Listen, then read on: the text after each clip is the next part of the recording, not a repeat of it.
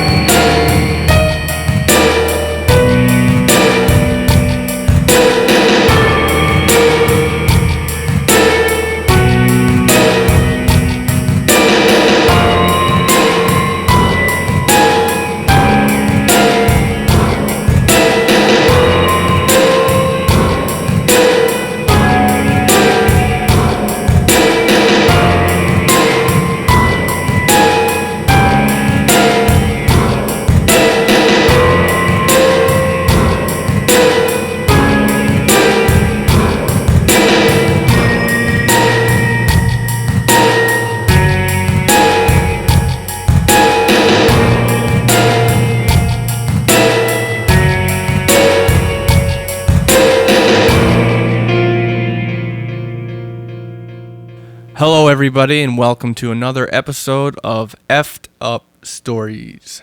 I am your host, Will Pender. And I am your co-host, Ryan Sharp. And tonight, our guest is Mary. We're just going to use her first name. She will be speaking about her family's cursed bloodline that originates from long ago, over a century, and the terrifying creature that stalks them until death. But first, in our last podcast, I asked you all to link to our website, effedupstories.com, on your site, or blog and or forums that you frequent. And I've seen that some of you actually have done that. And I just want to give my sincerest thanks to you guys because it really does help. Tremendously.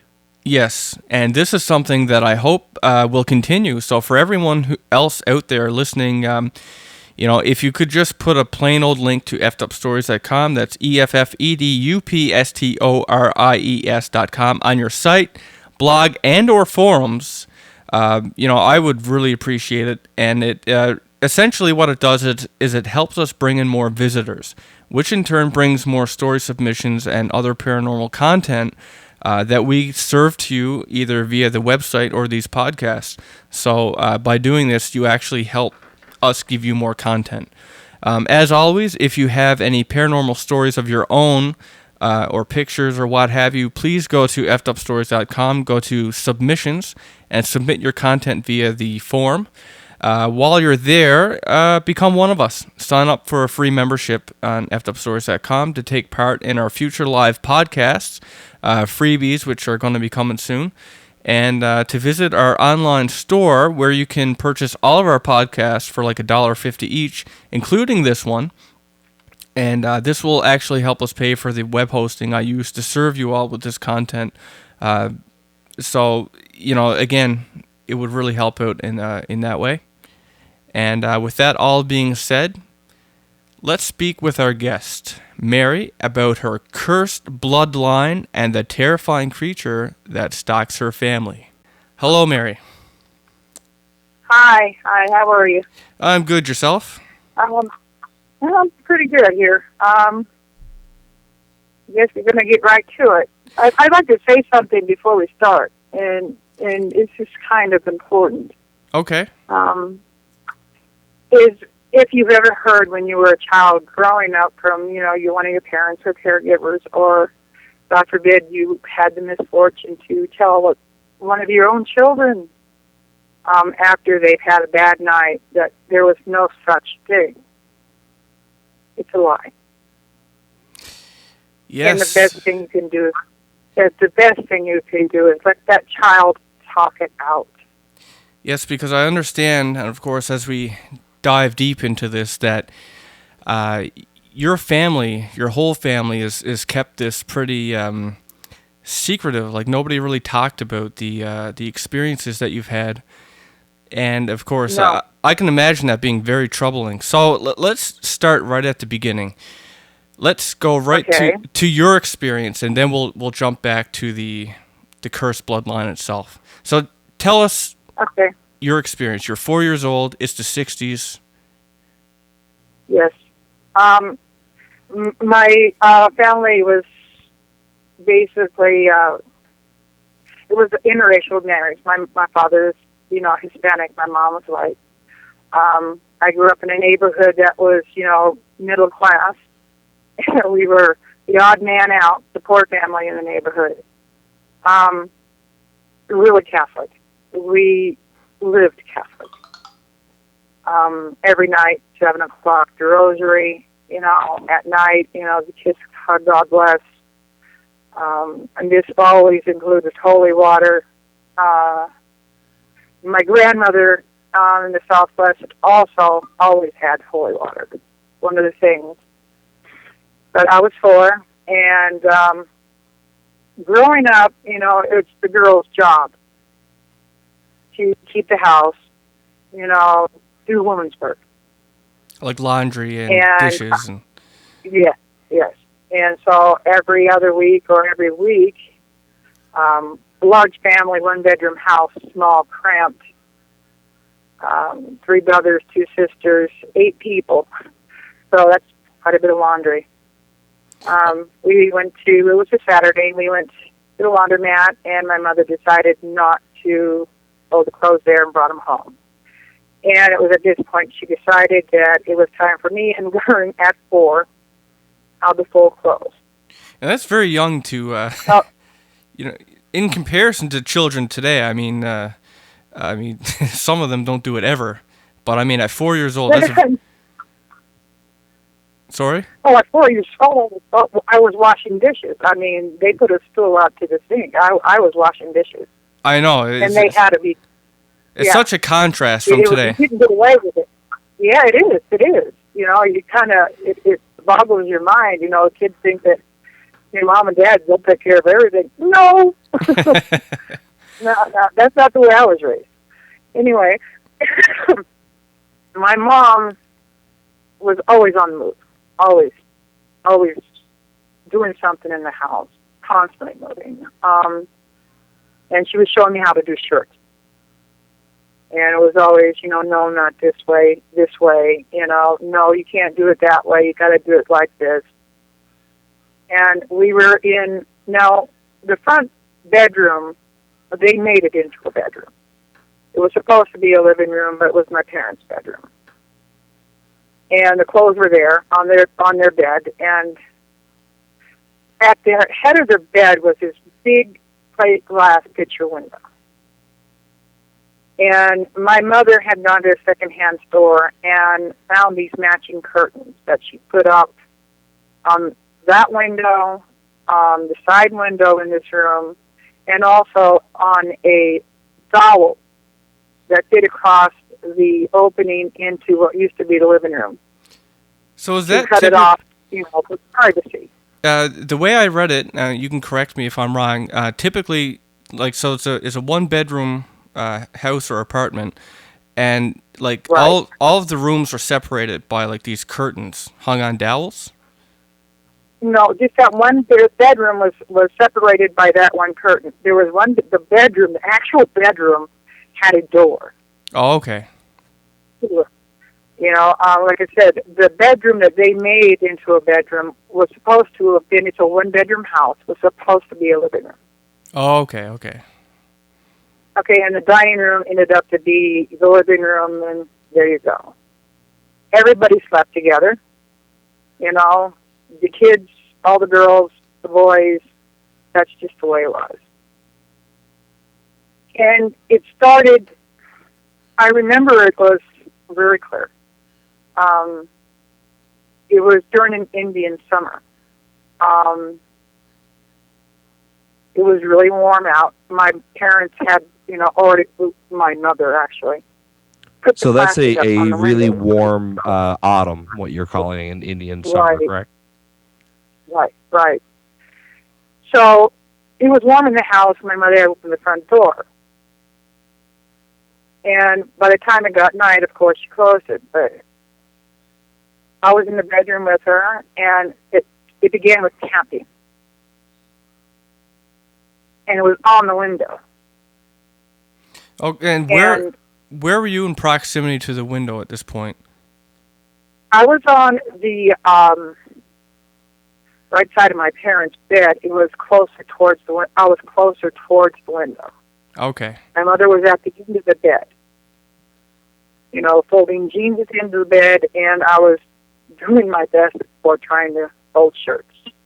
So there's this light tapping at the window, and It was an insistent tapping. There was a rhythm to it. Oh, there was a rhythm? Yeah. Yeah. There was a rhythm.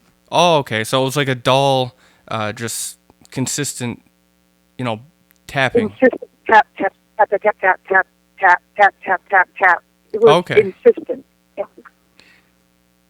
I looked at my mother, and she looked at me.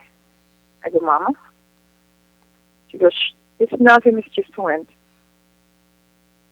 She set her clothes, and I remember it was a bunch of clothes for my brothers.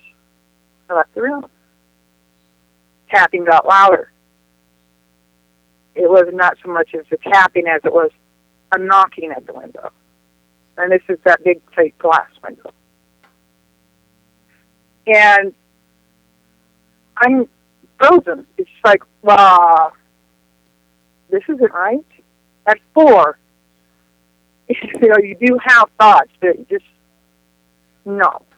You knew it wasn't the wind. No, I knew it wasn't the wind. No. Regardless of we had 2 great big pine trees in the front of the yard, and no, it was not the wind. And I guess it's only natural. The wind doesn't do that. And it's natural, I guess, for the mother to always just chalk up these little sounds that children hear as, oh, that's the wind, or that's something or other. Oh, it's nothing. Yeah. Yeah. Yeah. But of course, it's their conditioning that they got when they're growing up. Yeah, and of course, now Your condition. this ended up getting a lot worse. It started off as tapping. So originally, I mean, you brought this up to your mother, and she just passed it off as nothing. And then I believe you got a little scared and moved to a different part of the room, as far away as you could get from the window. It was the second time my mother came in, and I know she heard the tapping again. It wasn't tapping; it was knocking this time at the window. And again, she gave me the same thing. Never mind, it's just the wind. But at some point, point, she laughed, and I think at that point, I figured I want to get as far away from this window as I possibly can because I don't like being near it. And I'm at the foot of the bed. And I'm looking at this big picture window, and the tapping now is going across the window, back towards me, up, down, across the window again, and then it hit on the frame of the house, knocking all the way, around the corner of the house, to the side window. So you can hear this like almost circling the room to some extent. Yeah.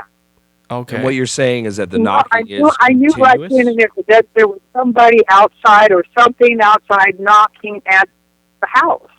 Now, was this room like a ground level, or was it like a second floor? Or I guess that's a stupid question. Level? Yeah, I was just thinking it's a stupid question. Okay. I'm sorry. Okay. It was a ground level.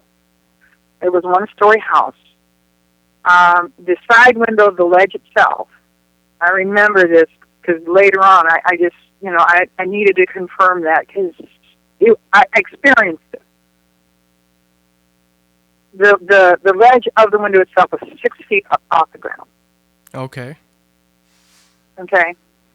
Now remember, my mother so far had covered all the windows that had a draft with plastic. Yes. And this tapping is going on. And she still said it was the wind. So, did she get any... It was not making sense to me. Did she get any indication at any time? Like, did you ever see an expression in her face that, like, she almost self-doubted she didn't at want some... to be in the room. She what? She didn't want to be in the room. Okay, She so did not want to be in that room. she No, was. it was. I could. Go ahead. I was just gonna say, so she knew there was something at some point, because as you said, it started as a tapping and turned to a knocking. It's just like she just didn't want to, think that, just wanted to blow it off, didn't want to deal with it. Right. So was she aware at this point of, the family curse? I don't know if she was aware at this point, simply because I didn't become aware of it something like 3 to 4 years later. Okay, so you're sitting in a room. This knocking is like going all around at least 2 walls, I guess, of the room. You're right. My room. Outside the house, yes. Outside the house. That's right. All right. And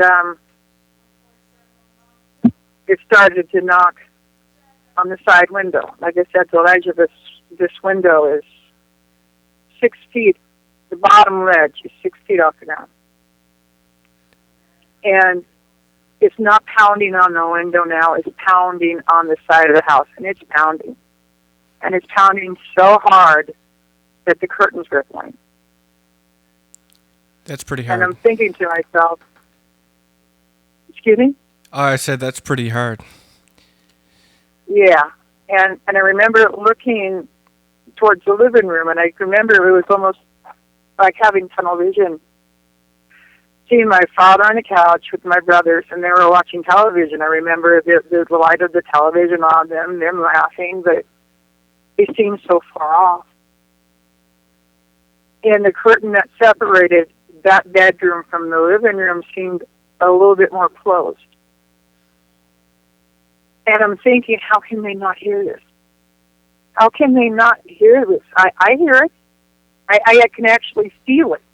Well, that's the thing. I mean, if you got the curtain shaking off the wall, I mean, you're talking a really big bang. Like, this is a lot of force to not hear. A lot of force. Yeah, I mean. Right. I mean, the curtain's reacting to it. I guess it's making an impact. They must be very invested, I guess, into the TV show that they were watching.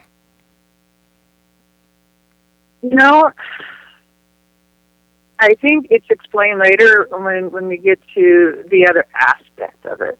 Okay. All right, so go on. You see the curtain there is like rippling off the wall.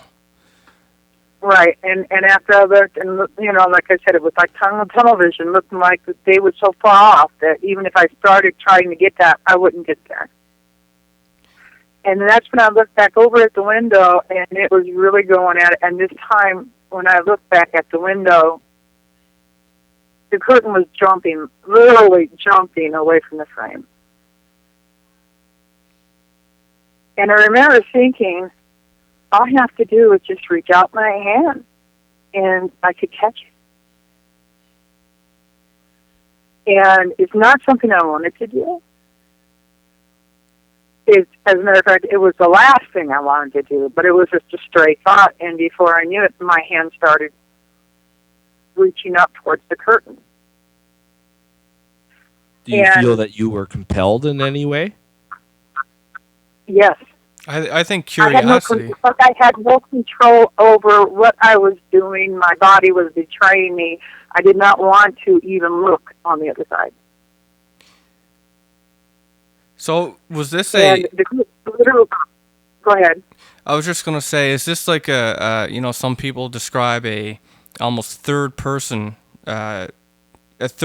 sensation sometimes when like they find themselves doing something that they don't really want to do. But it's like they're watching themselves do it and they have no control over it. Right. So your hand reaches up. But when I lifted my hand reaches up, and it literally, I didn't even have to grab for it. It's almost like something laid it in my hand. And clutched it. And before I even realized what I was doing, flung the curtain back. And what did you see? The thing had, it was like a grayish green. It was the sick color. It had a really flat face. The eyes were red. You didn't see anything but this red. And it had this hand and it pushed on the window pane. And it was on the window pane itself. The plastic wasn't there anymore. And the window, it almost looked like it bubbled. Like it was testing the strength of that window. And then it looked up. Now, talking about old window, usually latched. Up and down. And it was locked. And there's no way to explain this thing's hands except that it was like claws. It only had 3 fingers and thumb. And the nails were long and looked very and it looked up, pointed to the lock, and looked at me, and with the same hand, did the finger crook, like, come here. And then smiled. Now, when you described this to me, it was really good, the comparison that you made, just for anybody else out there listening. You compared it to the monster. For anyone who's seen the movie The Twilight Zone, on the episode of the plane when there was there was a creature on the wing of the plane, and you said he looked similar to that creature. To that, and you can also cross it with another one. It's a more modern movie called Jeepers Creepers. Okay. Now this. Oh, sorry. Go on. The difference is that when it thing smiled, you've heard that special smile. The smile went from ear to ear. Yeah. This smile was actually from ear to ear. And I believe it had Nothing no but teeth. Oh, it never had mind. teeth. Oh yeah, it had because that smile did me in. It was like a shocking moment, I guess. It was. I knew at that moment what it wanted, how it wanted it done, and that it would end up with me dying and screaming. So was this creature latched onto the side of the house, like, somehow, scaled on the side of the house off the ground, or was it standing on the ground? It was standing on the ground. So this is a big creature. It's over 6 feet tall. Right. Right. Okay, so what did you do at that point? I lost my voice. It was almost like I couldn't even breathe. It was everything inside of me froze. And all I could think of is, I need to get the hell out of here. And I need to get out of here now. And just something jerked inside of me. It was almost a physical jerk, where all of a sudden I was able to breathe. I spun around, and I still had the curtain in my hand. I remember as far as starting to run, the curtain coming off the window and running flat into my mom. What did your mom think? Like, from that moment on, it's black. I could understand. I don't remember this. I could see that being almost repressed. I mean, is that something that kind of, did you remember that whole event all the time, or was it something that came back to you over time? Did you talk to anybody about it when you were?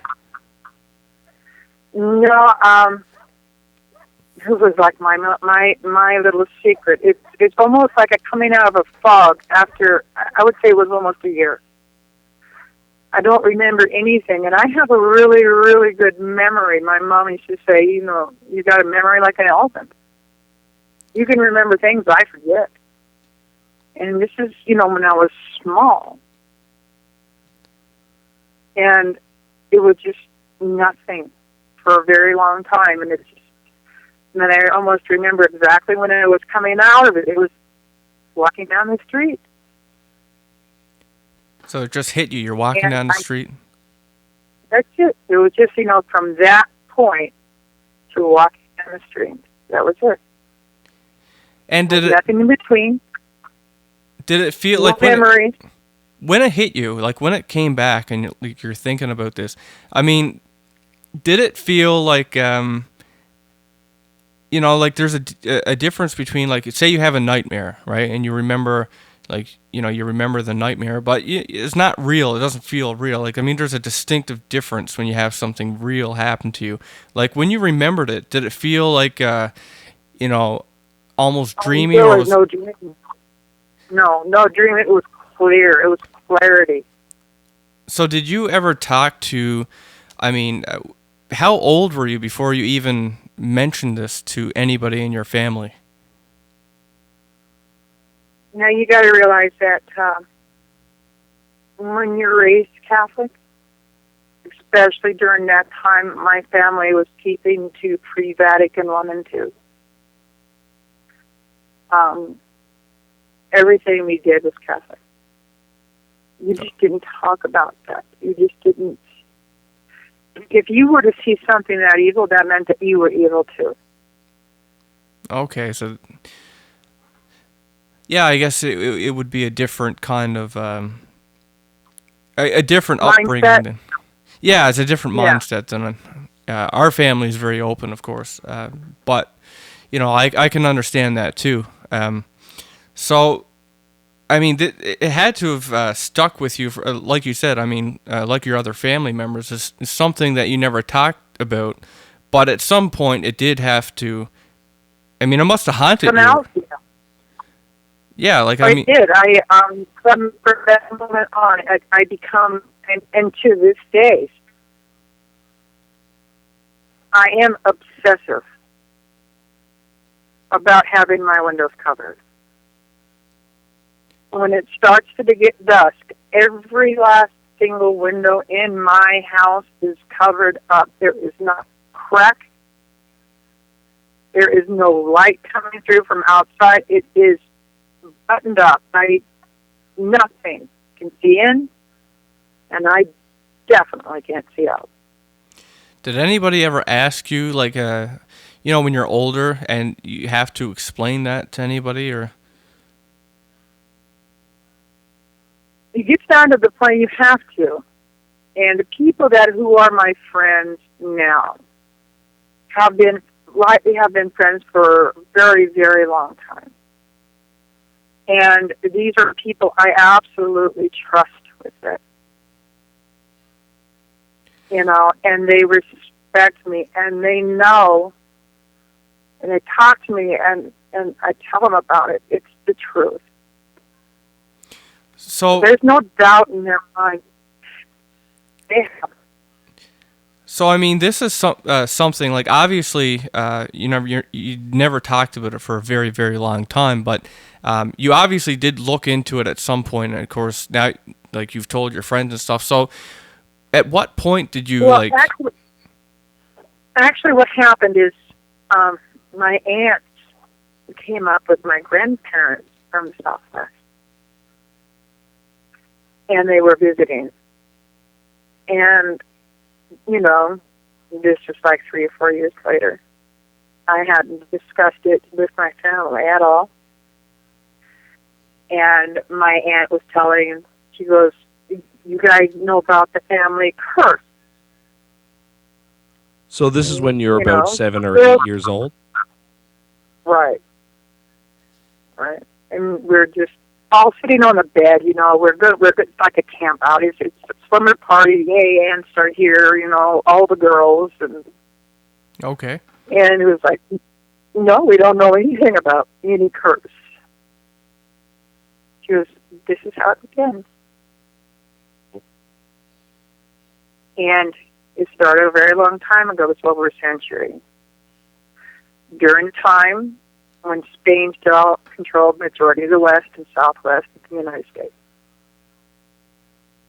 My family back then, again, very religious, very Catholic. As a matter of fact, the man is almost considered, pious. He was, Mass every Sunday, the sacraments, the confession, the abstention, the novenas, all of it. And the family then followed the harvest. Now, even though they owned property, the whole family went. And the bigger ranches would hire people, of course, to pick the crops. But they were always back at a certain point in time in the fall. And it's always had to do, and they celebrate it now, and we celebrate it, we call it Halloween. But it's, the celebration of the dead. This is when they remember their relatives. All Saints Catholic Day. Church, November, All Saints Day, November the 1st.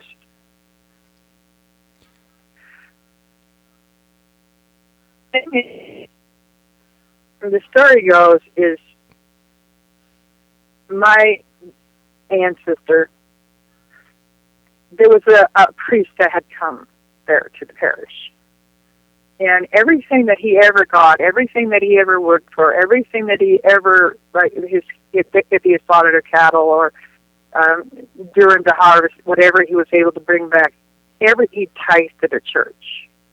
Give 10% of the meat, give 10% of whatever he had, grown or gathered, and it always went to the church. So this is your relative, right? Like your great-great-great-great-grandfather or something. Right.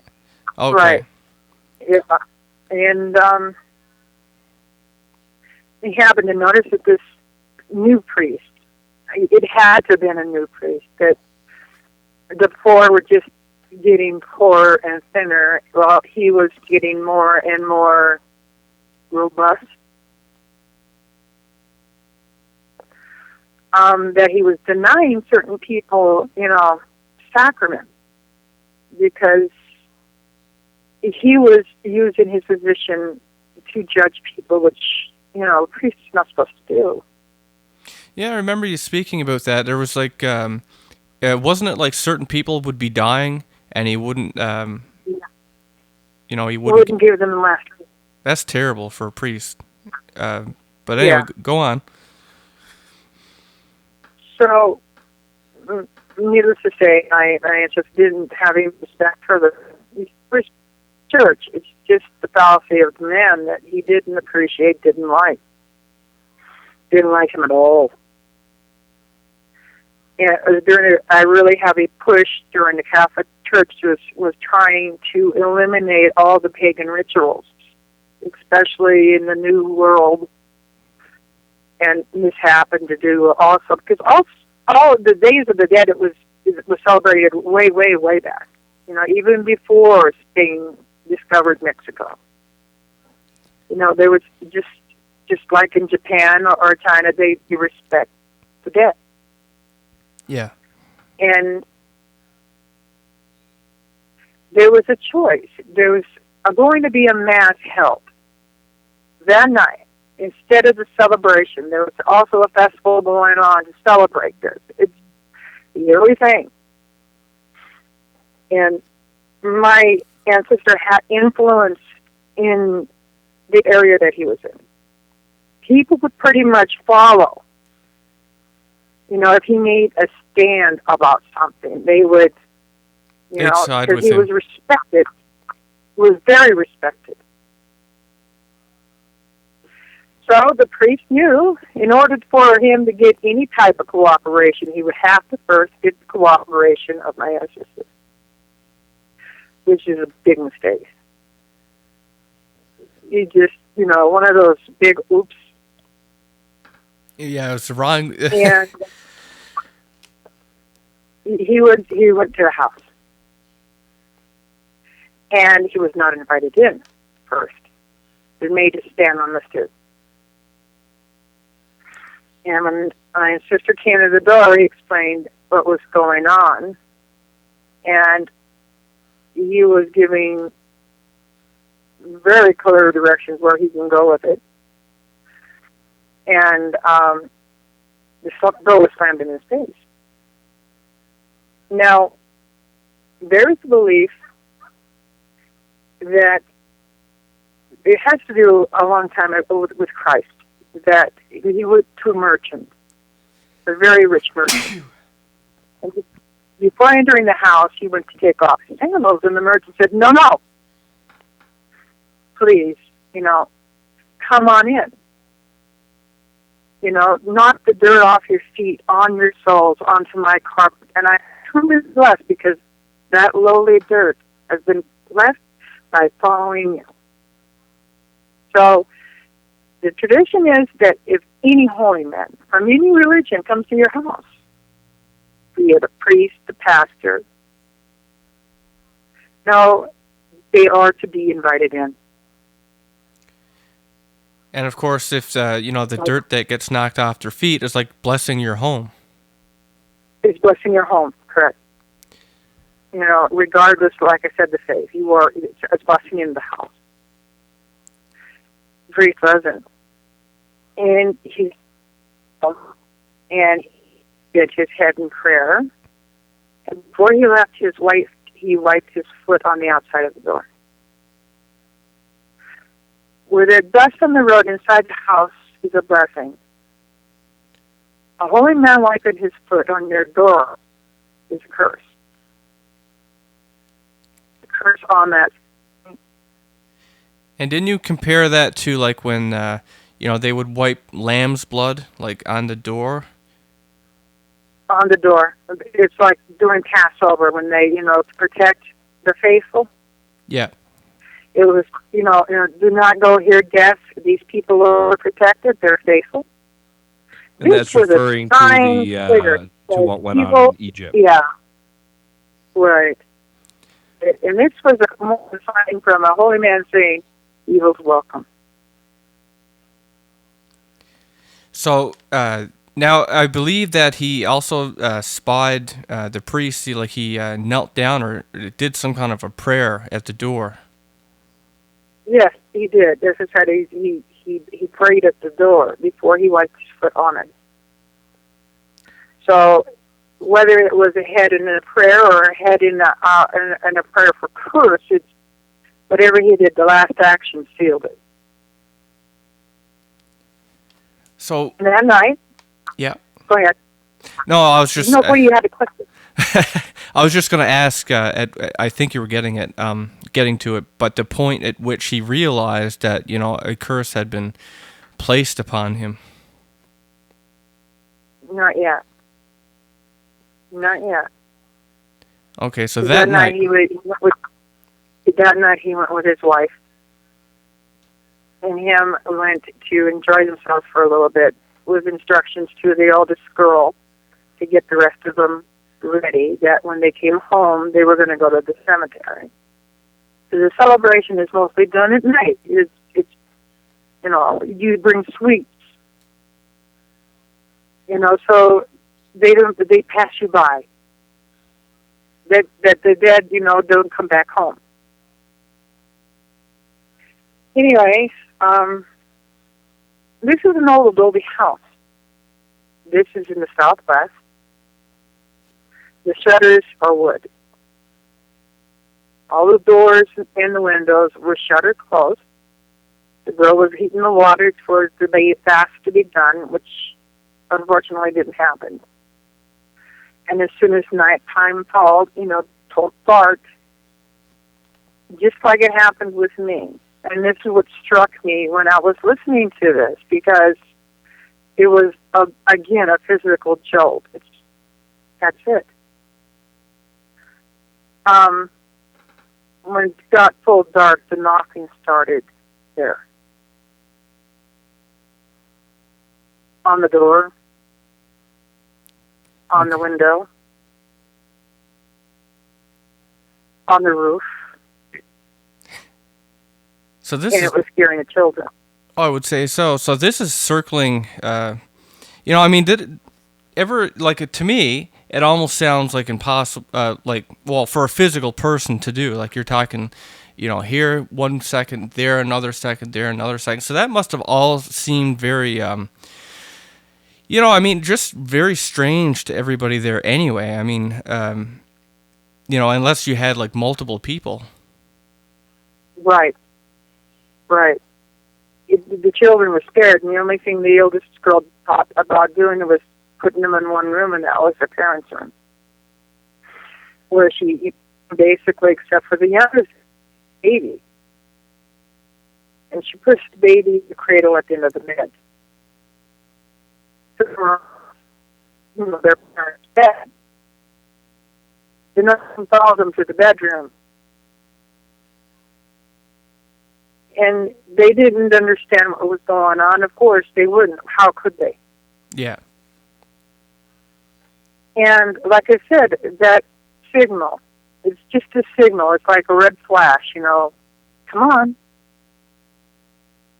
And while they're all scared, the shutter of one of the one window in the bedroom inward. And when I described what it was what I saw. But the only difference was it grabbed the baby. This is how the curse goes. And saw the children on the bed. Said, you will see me twice in your lifetime. Once when you're very young, and once before you die.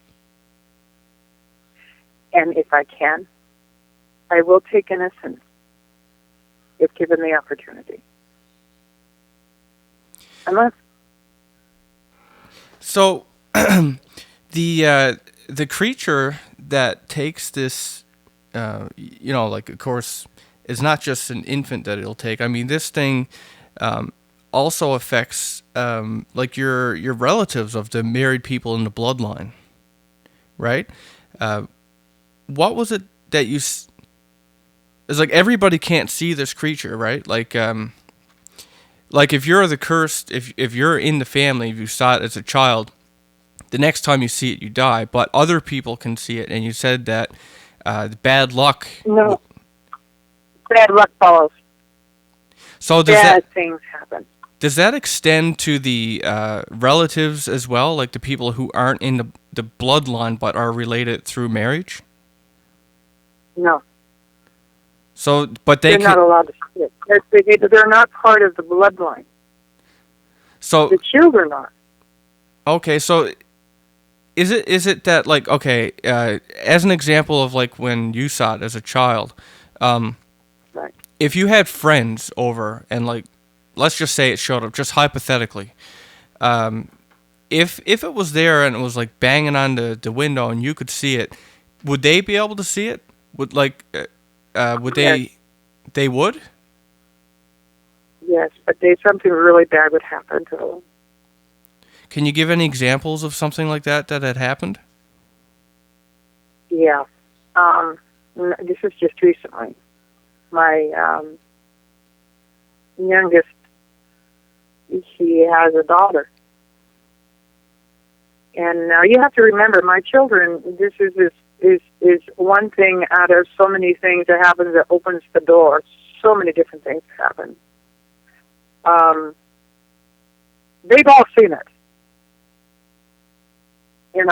I've never lied to my children, but they did not grow up knowing about it. I was there when they saw it. Okay. To comfort them, to give them reassurance. Because I know what it is. And his daughter's at the age to where even though you cannot see it, like it bound itself to the family line by seeing it only twice. By its own words, it bound itself. We will only see it twice. Once we're young, once before we die. But it doesn't necessarily mean it can't mess with you. Nor does it mean that you can't feel it when it's around, and it does come back around. So how often would you say that, you feel this thing around? You have to understand this is something that's supernatural. Yeah. That can be in multiple places at the same time. Something that a lot of people can comprehend. Usually, I've noticed where I live that the hotter weather brings it more often. Okay. When it's really, really warm at night. So what kind of And feeling? also, go ahead. What kind of feeling? What kind of feeling? Yeah, like, does it make your hairs on your neck stand up? Does it move things? Does it, what tips you off that it's around? It knocks. Ah, okay. That's creepy. Yeah. It lets you know. Does it ever do anything else? Like, does it play with you in a way, like, how do I describe it? You see, that's another thing. You're never supposed to name anything. It mimics. Oh, okay. It mimics people. It mimics voices of people.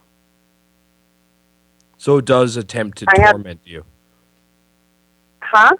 So it does attempt to torment you? All the time. Any chance it gets. Have you ever And the whole idea. have you ever gone to? I'm sorry, I think I'm speaking over you, or I'm speaking just as. Did you ever go, or your family ever go to a priest to explain it, or to try and get help, or it's just something that you just kept in? Yeah. How is that? I'm sorry. It's comprehending it's trying to comprehend the magnitude of what you'd be dealing with. So, you're dealing with the whole bloodline. Oh yeah, certainly. Yeah, you'd probably have to go in numbers in order to, in order to convince any priest at all to even consider it. Just for this. Not only that, it was laid down by a priest. Regardless of that man's imperfections, he was sanctioned by the church. Yeah. Yeah, that would. Although, I would just be considerate just for the fact, I mean, my real question, my real concern, and of course what I would have if it were me that had this curse would be, as you said, you see it once as a child, and you see it I believe it's the day you die. Is that correct? No, yeah. So, what happens? Does this thing take you? What happens to you when you die? Where does this fit in? Because it almost sounds challenge. It's almost like it's a challenge. A challenge. To steal your soul. It's a challenge to take you where you're not supposed to go. So it tries to take. Would you consider this something?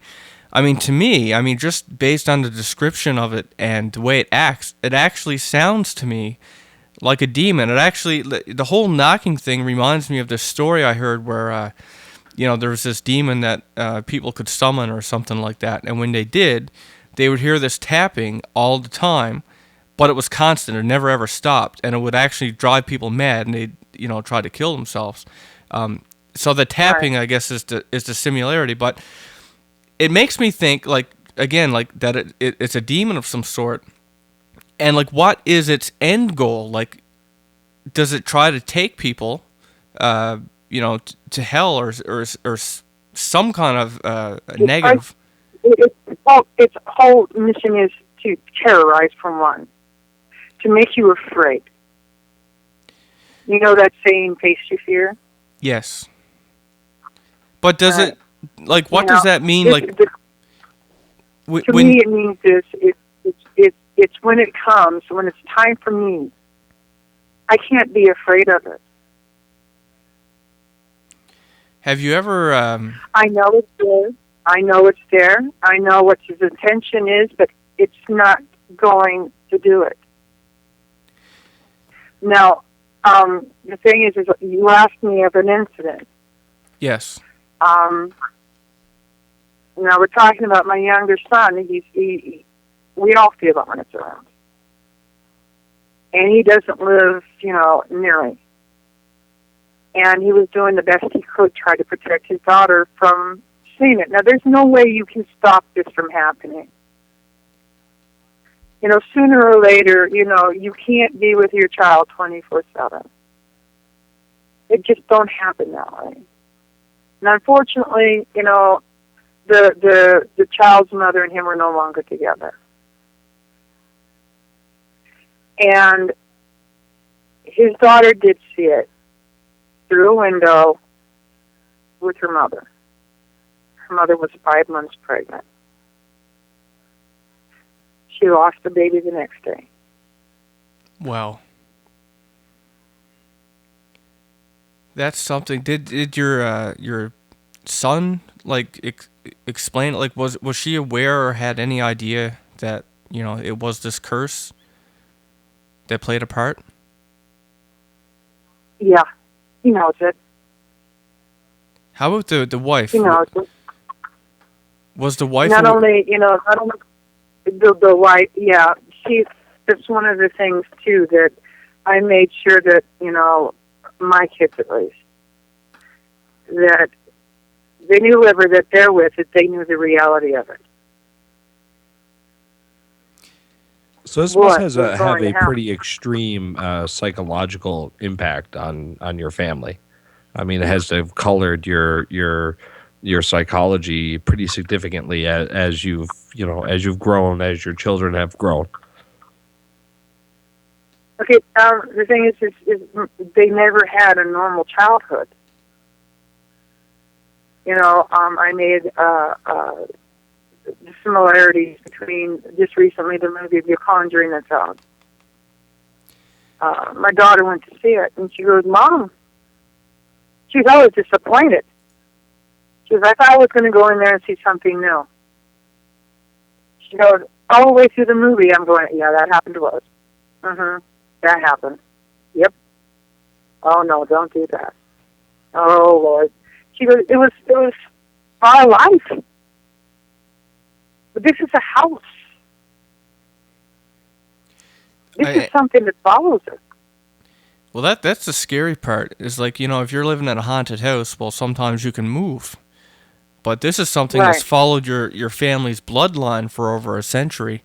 And like one of the interesting things that in the story that you sent me was that you confirmed this to be a going thing here with several of your family members. You said your father was close to 5 when he saw it, and he didn't tell anybody. Right. Now there was a story I believe that you said with your father. What was it like when he was on his deathbed, or was it your grandfather? My grandfather.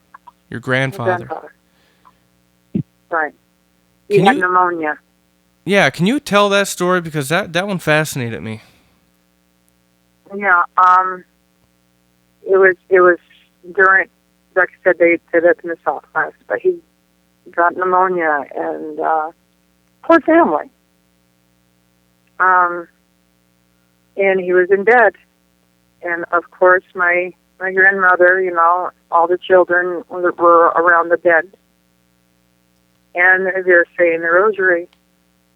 And the pounding it's pounding. The walls, the bed shaking, the windows are rattling. And he's saying, open the window, let it out, it wants out. And my aunt couldn't understand why the bed was shaking. So she looked underneath it. And that was her sighting. But it was causing all the cacophony and confusion and the pounding and, like I said, the rattling, and they wanted out. So it almost sounds to some extent that this creature was almost like it was in him, or like it wants out. Open the window. It wants out. He knows he's dying, and it's almost like it. I mean, that's the scene that I picture when I hear that story. Yeah. So it's Right. almost like infused with you people, like with your family. It's like connected in a way that to your body in some way. Right. It's like I said, it's the bloodline. I tracked it, to I kind of explain to people. It's like a hound on a scent. There's only one group of people that have my book that comes from this descendant. Even how minuscule it is that scent. One of the things I'd like to point out too, because to me this really, when you say it's a family bloodline thing, and you tell your story, and you got a couple stories, but you really did track this down to several members in your family. You had your father saw it when he was 5, and he didn't tell anybody because, like you said, he was afraid nobody would believe him. Your grandfather, you have your grandfather's story that you just told, and of course you said your tia saw it when she was 4. You saw it when you were 4.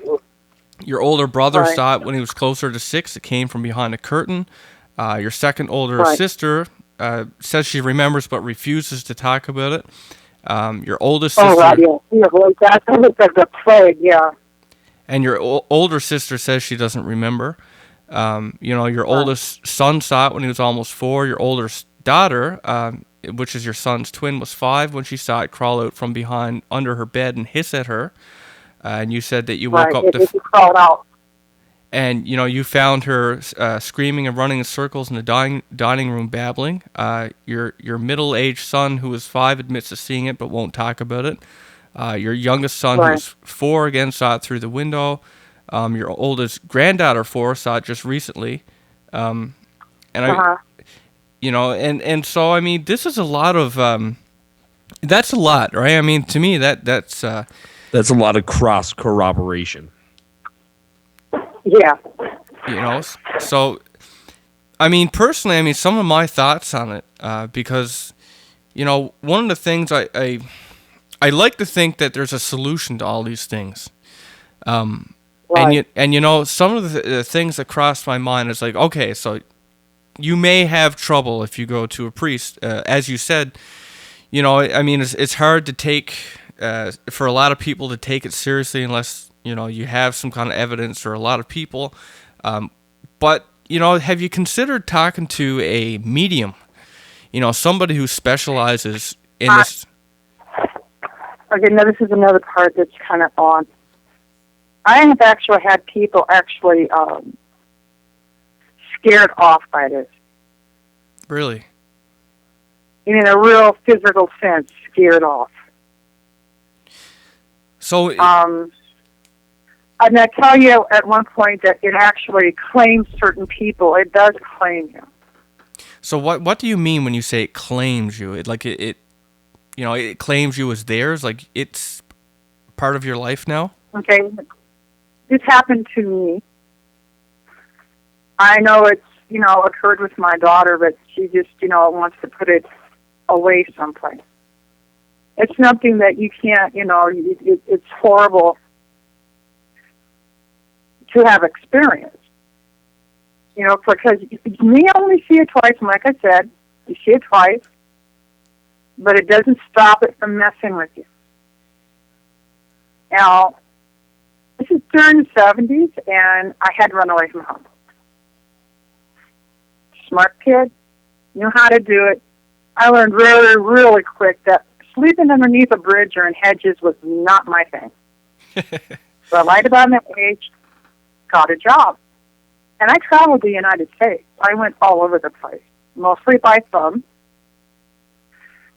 And I was living in Southern California. And first apartment, actually. I was around 15. And I had some friends over. They were sleeping and going to sleep in the living room. There were a couple. And I went to bed.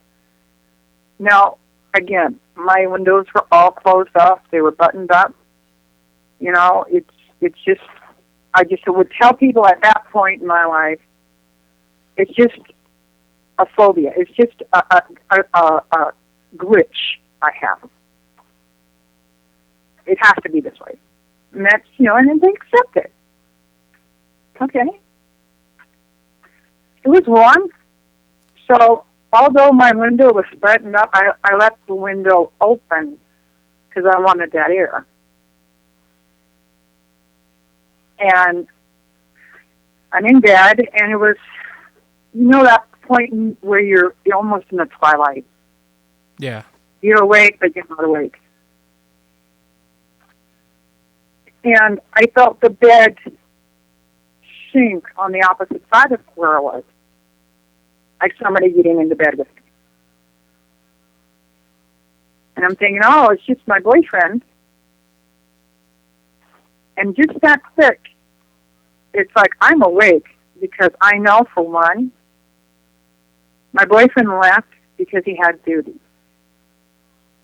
He was out of base. So whoever was getting into my bed was not supposed to be there. But before I could do anything, I felt something wrap its legs, its arms, and place its head on top of my head, and place its arms and legs around it.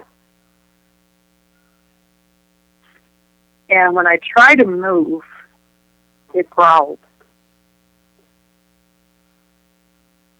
And this is like a blood-freezing event. It's like, oh my God. It's nothing, you know, it was a growl that, it was inhuman. And it was in my ear. And when I tried to move, it squeezed me tighter. I felt the weight of his head pressed against the weight of the side of my head. And it say, mine. Wow. Now, was this the creature, like, I mean, did you get a sense of, like, its hands, for example? Like, did it have, like, 3 fingers? Did you get a sense that it was that same creature that you saw? It was huge. Whatever was laying beside me was enormous. So how did By the field, the arms, the legs, the thing was huge. The weight of the head. How did you get out of there? It was, again, it's like, you know, and I have to think that, because, you know, people will say, oh, all I need to do is find Jesus. All I need to do is ask God for forgiveness, and on and on. The thing is I am very faithful. I am not a part of a religion because I believe religion is, you know, has actually turned against itself. Yeah. But I believe. I have faith. I have to have faith. Because I've seen some pretty wicked things. So, you know, to have to experience something this bad, this evil, I have to believe there's something that's good.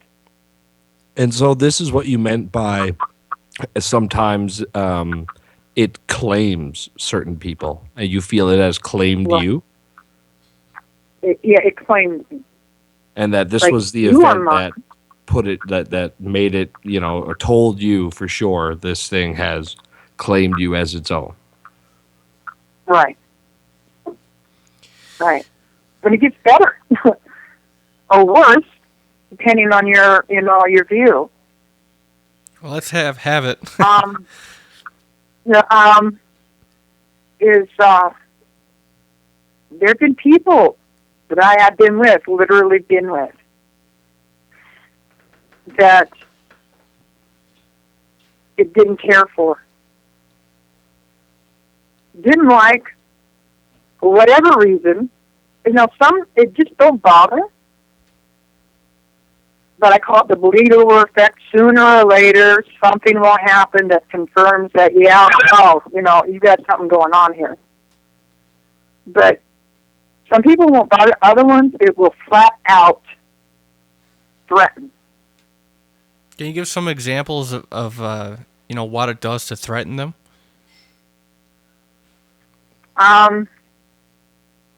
Again, living in Southern California, was going out with a guy who was taking a nap. And I climbed on top of him and grabbed him by the neck and told him, "Get out of here, she's mine.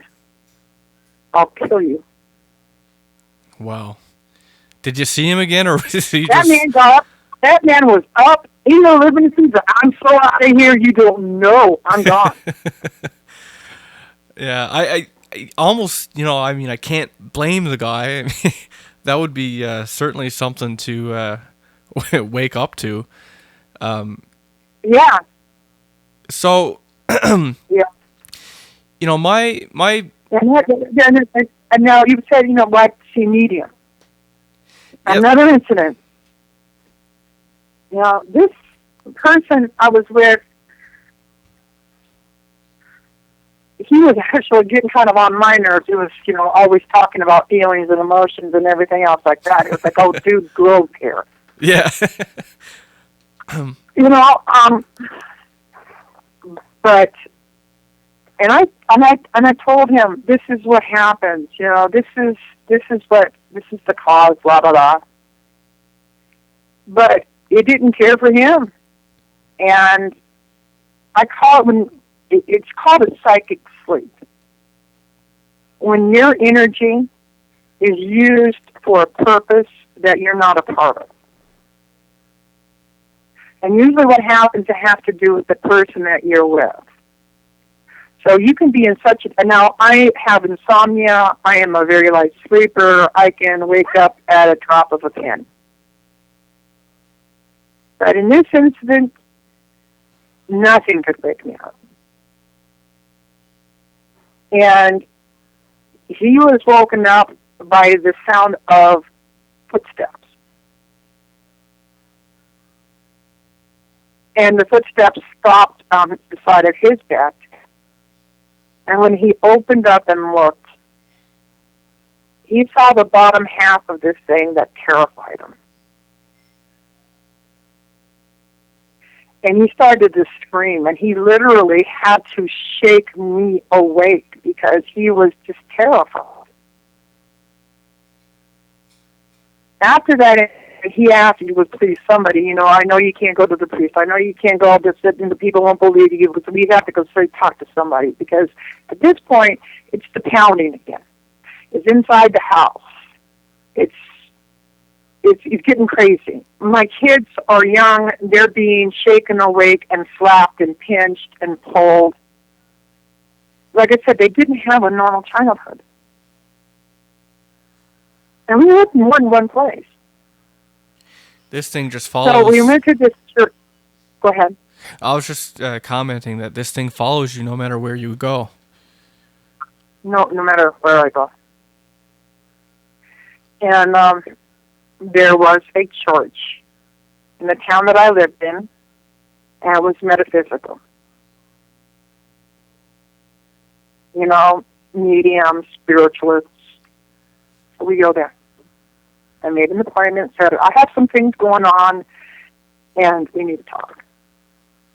We set up a meeting, we went in there. Now, I'm talking not only me and the guy that I was with, but also my neighbor.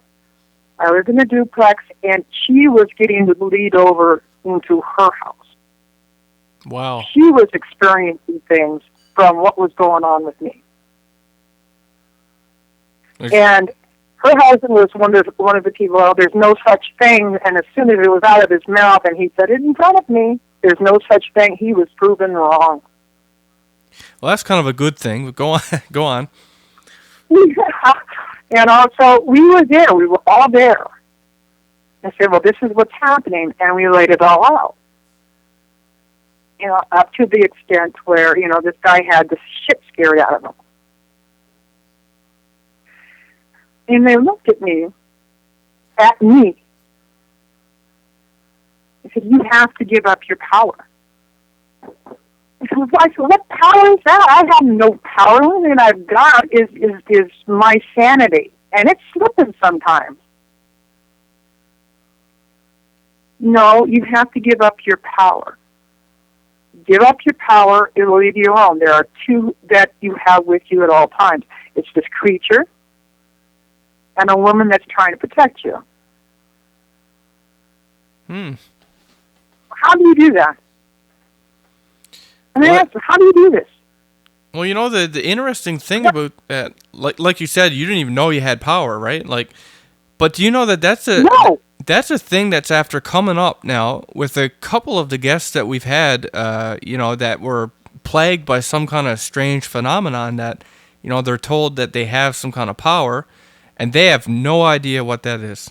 That's an interesting parallelism. I wonder. Yeah, and so give it up. How can you give this up if you didn't even know you had it in the first place? Yeah. That's interesting. How is that possible? So did they ever explain, what power are they referring to?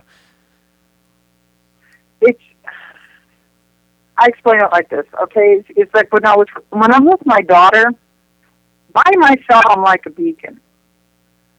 A light that flashes that brings things in. Not only because of the curse, but just a beacon. I'm open to it. I realize it's there. Nothing is impossible. I have been proven that more than once. There are things that we don't see. And it's because it's conditioning. Something. My daughter, it's like I'm at an airport. So it draws things in.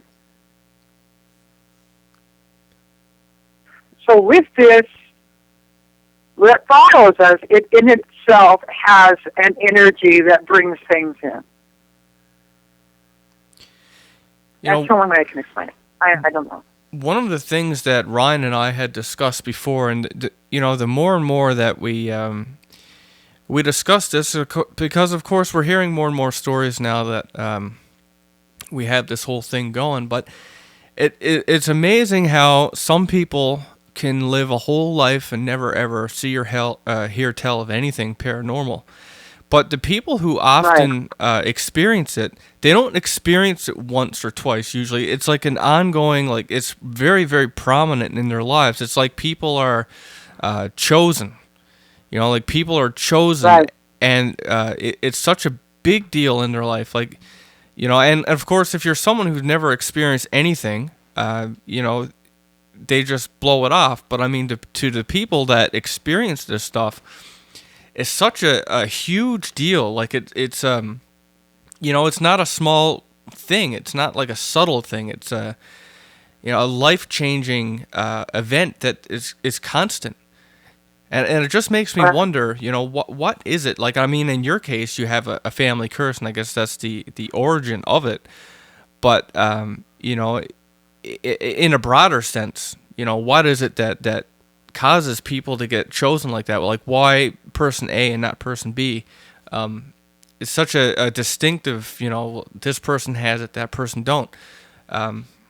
It's a strange thing. So, Mary, we're running out of time here, but if there's anything that you want to share, specific to your case, and by the way, I know that you've had trouble with mediums, but I would be very interested if there was some way that you could talk to a medium that deals with this particular kind of thing, who deals with the occult, who deals with demonology and stuff like that. I would be interested to see someone who's well versed in that, who has experience, to come over and see what they could do for you and your family, especially if you're, if you and several family members went together as a group, because I just... Okay, the thing is I have tried. And basically it's like trying to cleanse yourself, trying to cleanse your house, trying to cleanse your aura, trying to cleanse this, trying to cleanse that, and what it does, it pisses it off. It really pisses it off. That's my husband. Well, he's like I said, he's experienced where we are, so he knows what it's about. But when something like this, you try to get it removed, it almost seems like it just irritates it a little bit more. And in that way, I'm thinking that part of it is because by the person who put it there. It really doesn't seem fair that priest, and it's ironic that it's a priest that put the curse, you know what I mean? Like, right. And I keep finding stories like that too, where, people, like priests have turned away people who need help and, in this case, flat out, put a curse on your family. And it's very disheartening. But Larry, not to interrupt you, Will, I just wanted to make a point on, the cleansing rituals that seem to just, enrage this thing rather than actually do any good in cleansing or removing it. I've read lots of things. Of course, demonology is a great interest of mine, and sometimes there are entities that are mistaken for demons, and that sometimes the typical demon cleansing rituals don't work because it's not a demon. And I guess the most prominent example of that are people who are I guess, for lack of a better word, haunted by creatures people call the jinn. Any rituals used to cleanse demons against a jinn are completely useless according to the lore and the writing. Okay, but the thing is did you know that, being a Catholic, that actually if I had a jinn put on me, it would just kill me. That's a scary thought. Yeah. Well, I mean, I use the jinn merely as an example. If you look at the Kabbalah, there are sections in the Kabbalah that tells you straight out that you are able to call on the angels and the demons, the blessed and cursed. And the only thing that I find anymore that works, is I absolutely refuse to be afraid of it. As a matter of fact, anymore I get mad. I get mad at it. It's like changing the energy. Well, the more you are ever afraid of it, the more power it gets from you. So, like, in turn, by changing your feeling to anger, I guess that you can turn the table somewhat and make it less effective in what it can do to you. A lot less effective. Like I said, it's facing the fear. And I know that before I have to face it for a second time, I cannot be afraid of this thing. I cannot let it scare me to the point to where I get confused. Well, Mary, again, if there's, like, I want to give you a chance to, if there's any particular thing that you want to mention, like, that you want people to know about your story. Is there anything you want to get out there? Yeah, and that is this. Some people have what you might consider outrageous, impossible stories, but they're not stories. It's their life.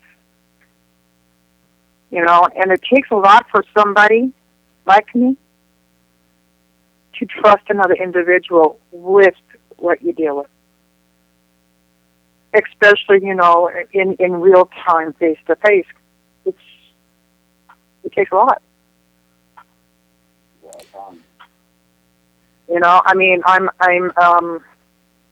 an older woman, and I carried this silence since I was very, very young, and the majority of the time in silence and by myself. What I felt was in silence by myself. Well, so, you know, open up, you know, just let them listen. And I think that's something that is a common thread amongst a lot of people who, again, like, usually have their lives filled up with paranormal phenomenon. And I hope that one of the things that we get to do with Effed Up Stories is, again, to bring together this community of people who have, you know, these things in their lives, and at least maybe they can find some comfort in knowing that they're amongst people who understand and listen and, you know, can relate in some ways to one another. So, right. So Mary, I really hope, I really do, I wish, again, I had a quick solution or suggestion. Of course, I keep coming back to people who are experienced that might be able to help, but of course you've went to people. But I really do hope that you guys can get some kind of you know, freedom from this thing. I don't know how, but I keep thinking there must be somebody in this world who you know, is very experienced and very renowned for their ability to deal with these kinds of things. And I would hope that at some point, maybe if somebody even comes across this podcast and can help, I would hope that you know, they contact me, and of course I'll put them in contact with you, so that just to see, because I hate the idea of people being stuck in these kinds of situations. But again, Mary, I want to thank you very much for coming on to the show and telling everybody your story. And for everybody else out there, again, if you have answers or you have some kind of input to this topic, you know, leave a comment or email me. And if you have something for Mary in particular, I can forward it through. And if you have any paranormal stories or videos or whatever, go to effedupstories.com and submit it for a chance to get on our site and in a podcast. And with that said, thank you everybody for listening. And this is Will signing out. And thank you very much, Ryan Sharp. Good night.